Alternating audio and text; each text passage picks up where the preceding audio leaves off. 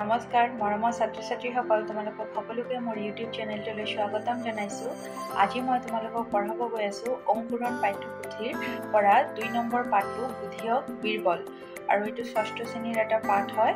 আহাচোন আমি এই পাঠটোৰ বিষয়ে জানো, এই পাঠটোৰ বিষয়ে কি কৈছে আৰু বীৰবলে কেনেকৈ নিজৰ বুদ্ধিৰ বল দেখাইছে সেইটোৱে আমি আলোচনা কৰিব গৈছোঁ। আহা ছাত্ৰ ছাত্ৰীসকল আমি চাওঁ কি আছে তোমালোকৰ ২ নম্বৰ পাঠটোত।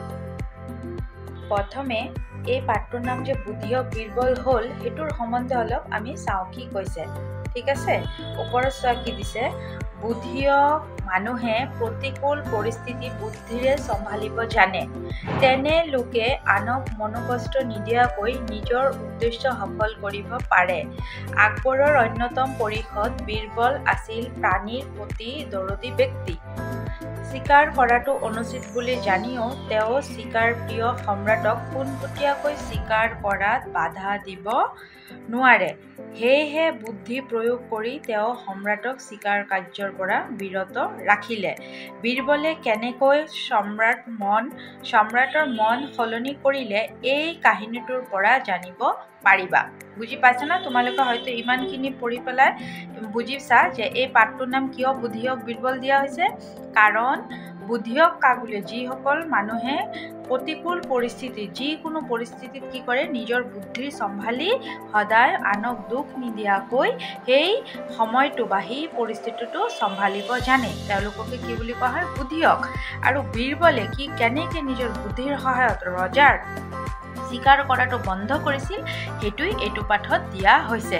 কাৰণ সদায় সম্ৰাট আকবৰে কি কৰিছিল? চিকাৰ কৰি আছিল, আৰু তেওঁ এই প্ৰাণীবিলাকক, বনৰ প্ৰাণীবিলাকক চব মাৰি এটা এটাকৈ মাৰি শেষ কৰি দি আছিল। সেইটো কাৰণে বুদ্ধিয়ক বীৰবল বুলি বীৰবলে বুদ্ধি কৰি সম্ৰাটৰ এই চিকাৰ কৰাটো বন্ধ কৰিছিল। আহা ছাত্ৰ ছাত্ৰীসকল, তোমালোকক মই এতিয়া এই পাঠটো তোমালোকে খুব ধুনীয়াকৈ নিজে পঢ়ি ল'বা। মই পাঠৰ প্ৰশ্ন উত্তৰখিনি তোমালোকক আলোচনা কৰাই দিম। তোমালোকে পাঠটো ধুনীয়াকৈ ৰিডিং কৰিলে ৰিডিঙত পাবা যে এই ফেঁচা দুইটাই কি কৈ আছিল, ফেঁচা দুটাৰ মনৰ কথা কেনেকৈ এই বীৰবলে সম্ৰাটক বুজাইছিল।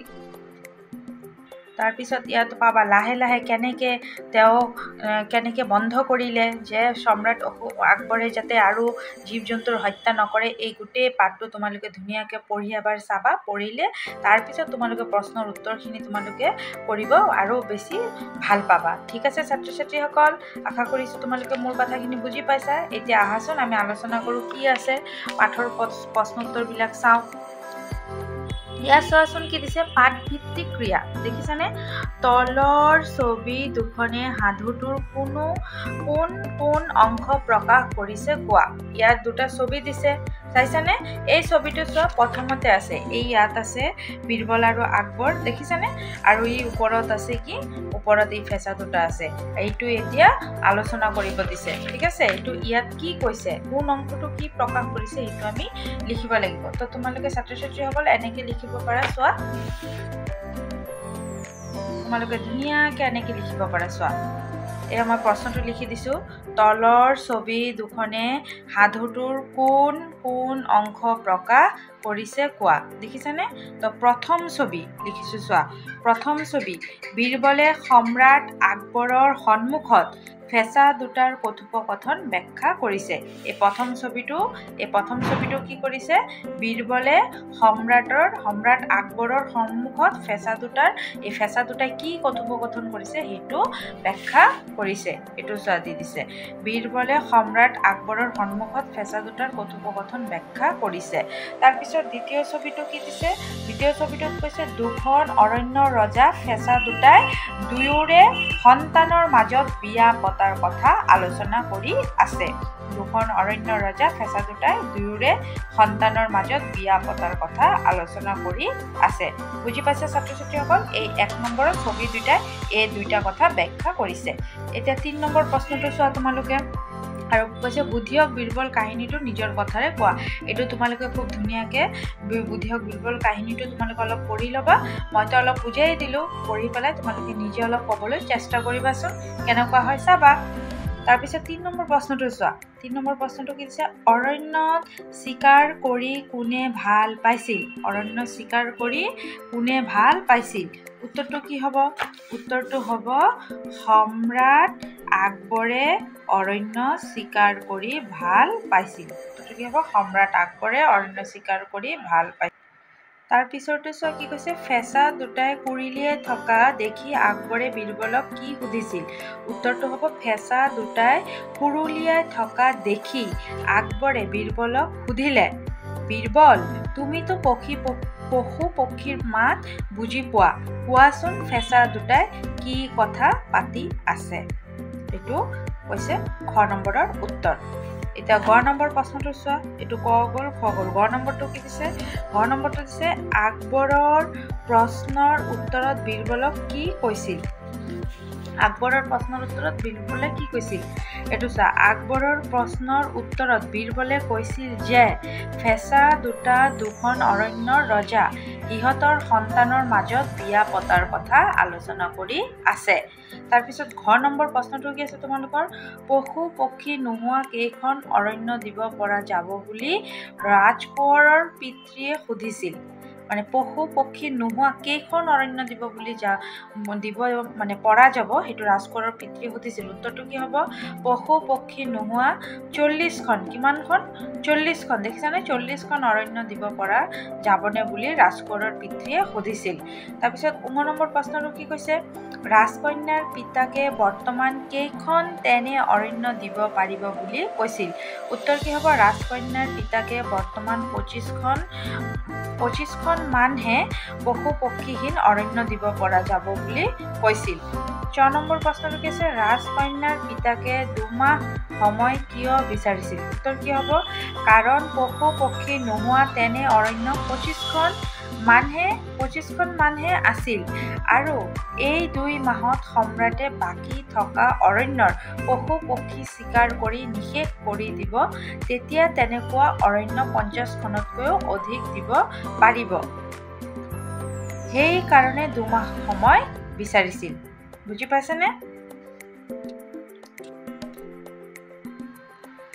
6 নম্বৰ প্ৰশ্নটো চোৱা কি কৈছে অৰণ্য চিকাৰ কৰি থাকিলে পশু পক্ষী নিশেষ হৈ যাব বুলি কোনে কৈছিল তো উত্তৰটো কি হ'ব সম্ৰাটে অৰণ্যৰ অহৰহ চিকাৰ কৰি থাকিলে অৰণ্যৰ পশু পক্ষী নিশেষ হৈ যাব বুলি ৰাজকন্যাৰ পিতৃ ফেঁচাটোৱে অনুমান কৰা বুলি বীৰবলে কৈছিল কথাটো কিন্তু কোনে কৈছিল বীৰবলে কিন্তু কাৰ ওপৰত অনুমান কৰি ফেঁচা দুটাৰ ওপৰত অনুমান কৰি কথাটো কৈছিল তাৰপিছত গুৰুকে জ নম্বৰটো কি দিছে চোৱা কৈছে বীৰবলে কোৱা কথাখিনি শুনি আকবৰে কি উপলব্ধি কৰিলে উত্তৰটো কি হ'ব বীৰবলৰ কথাখিনি শুনি আকবৰে উপলব্ধি কৰিলে যে এনেদৰে চিকাৰ কৰি থাকিলে বনৰ পশু পক্ষী শেষ হৈ যাব 6 নম্বৰ প্ৰশ্নটো কি আছে আকবৰে শেষত বীৰবলক কি কথা কৈছিল উত্তৰটো কি হ'ব আকবৰে শেষত বীৰবলক ক'লে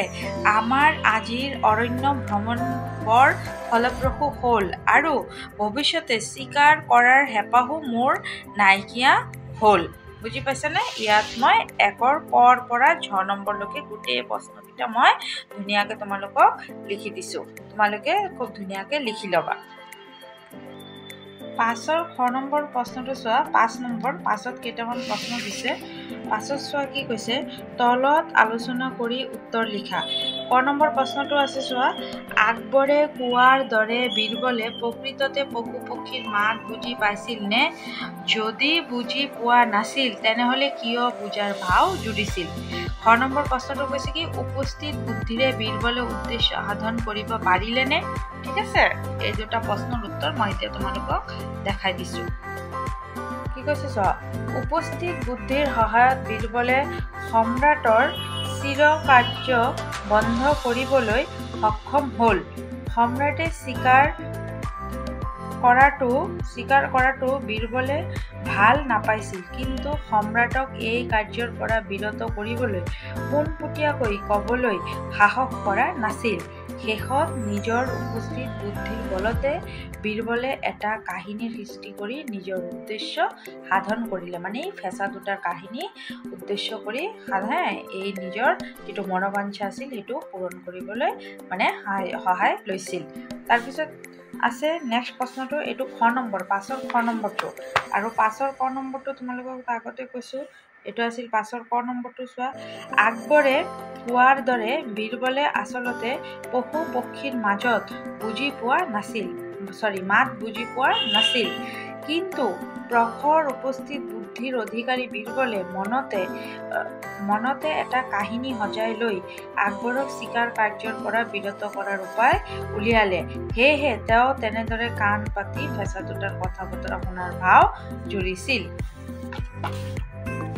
এতিয়া নেক্সট চোৱা তোমালোকৰ কি আছে। নেক্সট আছে যে কোনে কাক কৈছিল। নেক্সট প্ৰশ্নটো হৈছে কি, কোনে কাক কৈছিল। কি কাৰণে সি বাৰু তেনেদৰে বুকু উঠি ক'ব পাৰিছে। এইটো হ'ল 6 নম্বৰ প্ৰশ্নটো। এই প্ৰশ্নটো 6 নম্বৰ প্ৰশ্নৰ উত্তৰটো এইটো মই লিখি দিছোঁ, কোনে কাক কৈছিল। ঠিক আছে ছাত্ৰ ছাত্ৰীসকল, আশা কৰিছোঁ খুব ধুনীয়াকৈ বুজি পাইছা। যদি বুজি নোপোৱা তেনেহ'লে কমেণ্ট ছেকশ্যনত জনাই দিবা কিবা প্ৰব্লেম পালে। প্ৰশ্নত দিয়া কথাষাৰ সম্ৰাট আকবৰে বীৰবলক কৈছিল গছৰ ডালত কুৰুলিয়াই থকা, মানে এই কথাষাৰ কোনে কাক কৈছিল, সম্ৰাট আকবৰে বীৰবলক কৈছিল। গছৰ ডালত কুৰুলিয়াই থকা ফেঁচা দুটাৰ কথোপকথন বুজি পোৱাৰ ভাও জুৰি বীৰবলে কৈছিল যে ৰাজকন্যাৰ ফেঁচা পিতৃয়ে 2 মাহৰ পাছত 50খনতকৈও অধিক জীৱ জন্তুহীন অৰণ্য দিব পৰা যাব। তেতিয়া বীৰবলৰ সেই কথা শুনি আকবৰে কথাষাৰ কৈছিল। বুজি পাইছানে? খ নম্বৰ প্ৰশ্নটো কি আছে চোৱা। খ নম্বৰটো আছিল, আমাৰ আজিৰ অৰণ্য ভ্ৰমণ বৰ ফলপ্ৰসূ হ'ল আৰু ভৱিষ্যতে চিকাৰ কৰাৰ হেঁপাহো মোৰ নাইকিয়া হ'ল। গতিকে ব'লা ৰাজপ্ৰাসাদলৈ উভতি যাওঁ। প্ৰশ্নত উত্তৰটো কি হ'ব, প্ৰশ্নত উল্লেখ কৰা কথাখিনি আকবৰে বীৰবলক কৈছিল। কোনে কৈছিল? আকবৰে বীৰবলক কৈছিল। উপস্থিত বুদ্ধিসম্পন্ন বীৰবলে ফেঁচা দুটাক লৈ এটা কাহিনীৰ সৃষ্টি কৰি সম্ৰাটৰ মন সলনি কৰিলে। তেতিয়াই আকবৰে ভৱিষ্যতে চিকাৰ নকৰাৰ সিদ্ধান্ত কৰি উক্ত কথাষাৰ কৈছিল। আশা কৰিছোঁ ছাত্ৰ ছাত্ৰীসকল তোমালোকে খুব ধুনীয়াকৈ বুজি পাইছা। তোমালোকে মোৰ ভিডিঅ'টো এটা লাইক কৰি দিবা, শ্বেয়াৰ কৰি দিবা, ছাবস্ক্ৰাইব কৰি দিবা। লাইক এটা দিলে খুব ভাল লাগে, তোমালোকৰ কাৰণে আৰু পঢ়াবলৈ মোৰ ইচ্ছা। 8 নম্বৰ প্ৰশ্নটো চোৱা। এই 8 নম্বৰ প্ৰশ্নটো কি আছে, পাঠটোত পশু পক্ষী জীৱ জন্তু আদি জুৰীয়া শব্দ পাইছা। এনে ধৰণৰ শব্দ আমি দৈনন্দিন জীৱনত প্ৰায়ে ব্যৱহাৰ কৰোঁ। দলত ভাগ হৈ বিভিন্ন জুৰীয়া শব্দ লিখা, যেনে পশু পক্ষী জীৱ জন্তু, এনেকৈ আমাৰ কি আৰু কেইটামান জুৰীয়া শব্দ লিখিব লাগে। আহাচোন আমি এতিয়া আৰু কেইটামান নিজে জুৰীয়া শব্দ একেলগে গঠন।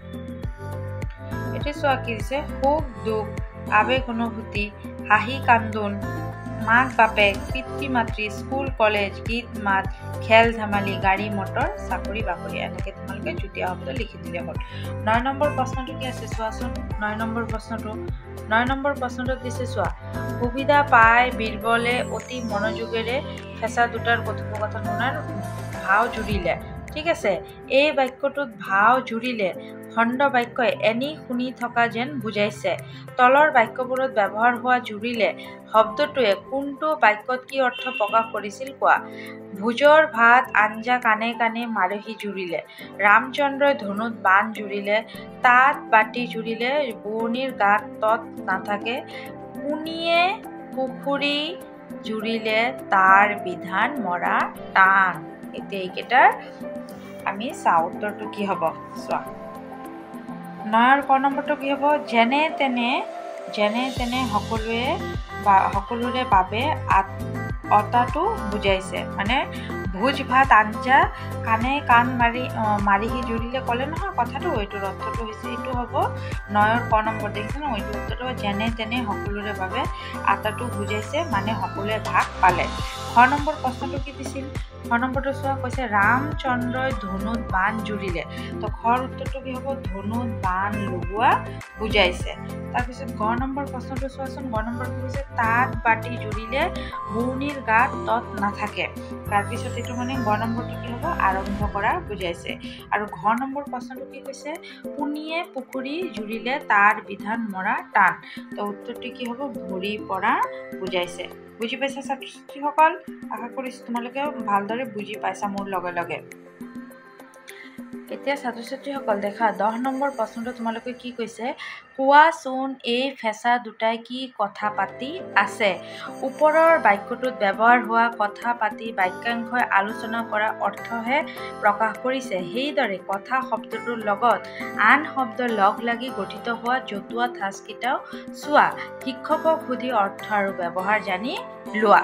তো মই সেইটো অৰ্থটো চোৱা। এইটো কি কি অৰ্থ জানিব দিছে কথা ক, কথা ল, কথা বতৰা, কথা হ, কথা চোৱা, কথা চহকী। এতিয়া আহাচোন এইকেইটা আমি বুজো কি হ'ব।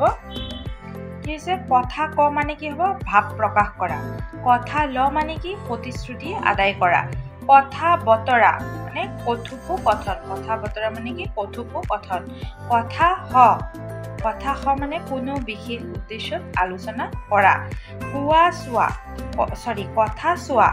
কথা চোৱা মানে কি অবাবত কথা কৈ থকা বা প্ৰয়োজনে অপ্ৰয়োজনে কথা কয়। কিন্তু বা এইটো এটা এনেকে শ্লেষ হ'ব হা, ঠিক আছে বুজি পাইছা?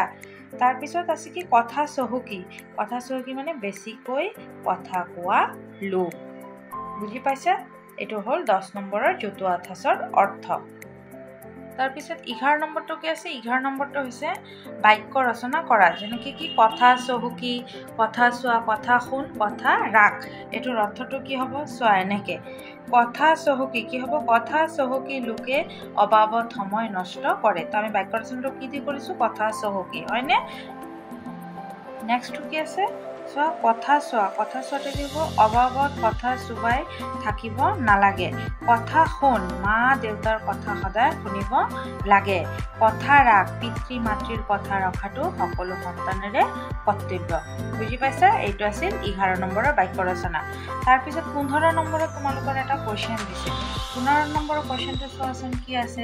ইয়াত 15 নম্বৰত কেইটামান দিছে দেখিছানে চৰাই ছবি। এই ছবিবিলাক চাই নামটো লিখিব দিছে। মই লিখি দিছোঁ আৰু তলত দিছে এটা প্ৰকল্প বুলি 3 বিধ চৰাইৰ নাম আৰু সেই চৰাইয়ে বাহ সাজা ঠাই বা গছৰ নাম লিখা। কাষত প্ৰতিটো চৰাই ঠোঁট আঁকি দেখুৱাবা। মই বাৰু ঠোঁটটো অঁকা নাই কিন্তু মই বাহবিলাকৰ নাম 15 নম্বৰটো মই ধুনীয়াকৈ লিখাই দিছোঁ। কপৌ এইটো ক'ত থাকে আম লিচু আদি গছত থাকে বাহ সাজে। বগলী বাহ আৰু ওখ গছত বাহ সাজে। চিলনী শিমলু আদি বৰ ওখ গছত বাহ সাজে। এইটো আছিল 15 নম্বৰ। আৰু এই তোমাৰ এই পাঠখিনি তোমালোকৰ পাঠটো ইমানখিনিতে শেষ। আশা কৰিছোঁ খুব ধুনীয়াকৈ তোমালোকে বুজি পাইছা। আৰু যদি তোমালোকৰ ভিডিঅ'টো ভাল লাগিছে তেনেহ'লে লাইক শ্বেয়াৰ আৰু ছাবস্ক্ৰাইব কৰি দিবা। আৰু মোৰ যিবিলাক ভিডিঅ' আছে প্লে'লিষ্টত যদি তোমালোকৰ কিবা অসুবিধা আছে তাৰ পৰা চাই পেলাই আগৰ পাঠটো সবাতো গৈ আপুনি সেই পাঠটো মই কৰাই দিছোঁ। ধুনীয়াকৈ প্ৰশ্নোত্তৰ লিখাই দিছোঁ। যদি তোমালোকৰ কিবা অসুবিধা হয় তাৰ পৰা লিখি ল'বা। আৰু ভিডিঅ'সমূহ ভাল লাগিলে এটা লাইক কৰি দিবা। Thank U.